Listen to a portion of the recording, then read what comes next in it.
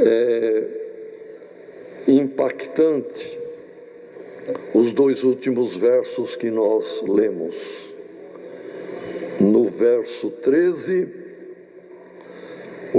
daquele dia em diante, o Espírito do Senhor,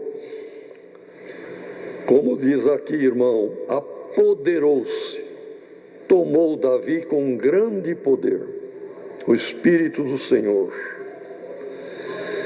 E no verso 14, mas o Espírito do Senhor se retirou de Saul, e um espírito mau o assombrava. Irmãos, que discrepância, que descrição de duas situações muito diferentes.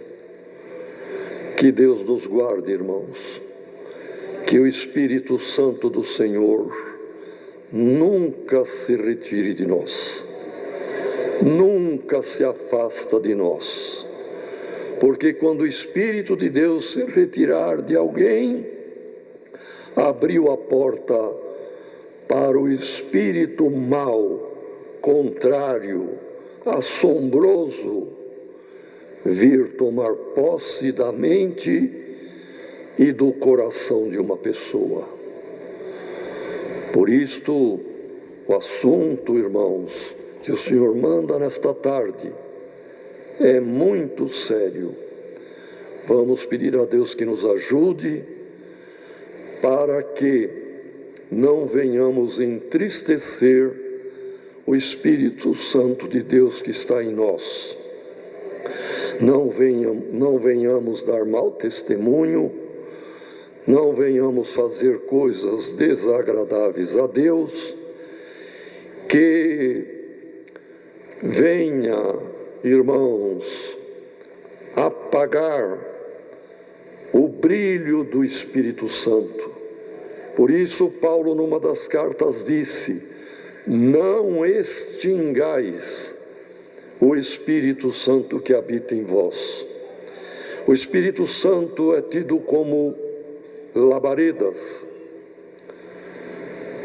E nós sabemos, irmãos, a labareda de uma lamparina, de uma vela, que no tempo antigo tinha as candeias. Numa noite escura precisava acender a candeia.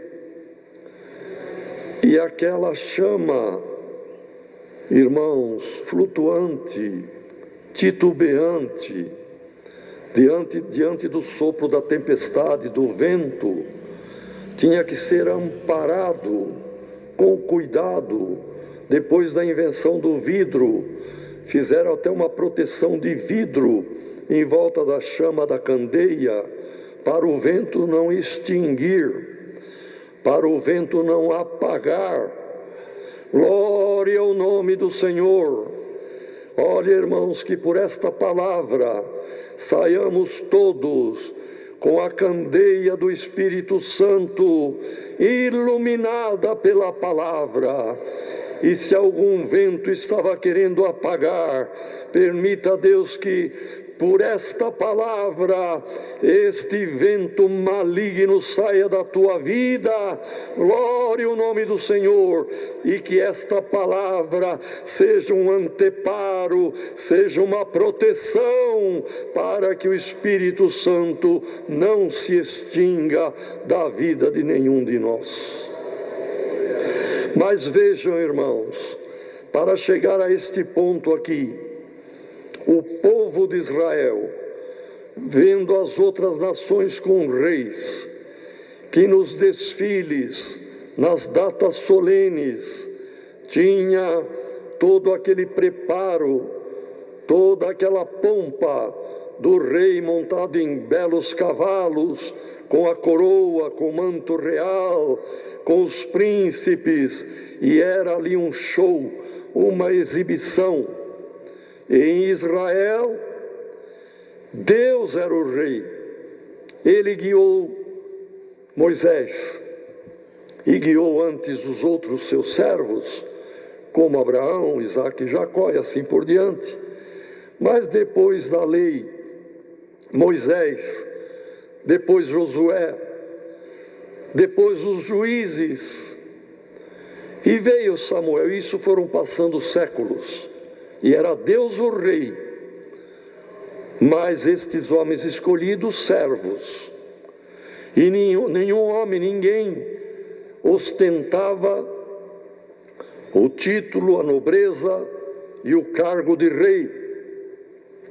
Mas o povo começou a olhar as nações vizinhas e começaram a pedir um rei. Samuel exerceu, foi o único, irmãos, que exerceu 3 grandes funções em Israel, e as 3 dependiam de unção de Deus. Ele foi profeta, foi sacerdote e sumo sacerdote, e foi juiz.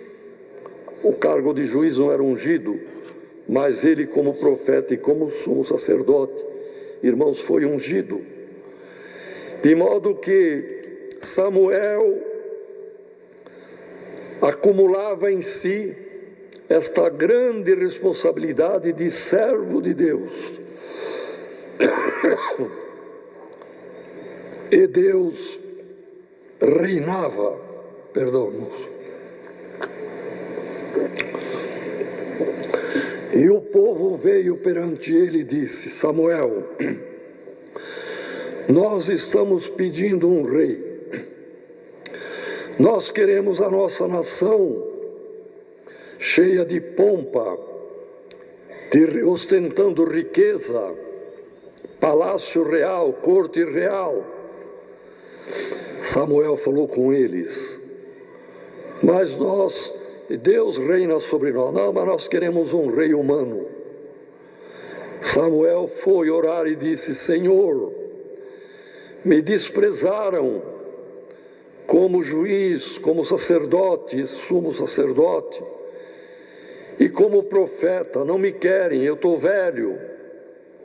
Me desprezaram. Deus disse: não, Samuel, não desprezaram a ti, desprezaram a mim, porque eu reino no meio deste povo. Mas eles querem o rei. Eu estou vendo, eu sei de tudo, Deus sabe de tudo. Será dado para eles um rei, mas eles vão ver quanto custa pagar imposto ou impostos para sustentar a casa real, a realeza, a corte, as festas. Eles vão ver quanto vai doer neles quando o rei partir para a guerra e convocar para o serviço do exército os jovens filhos deles, e muitos vão e boa parte não volta. Vão chorar, vão reclamar e vão lembrar como era melhor quando eu guiava esse povo. E Deus permitiu.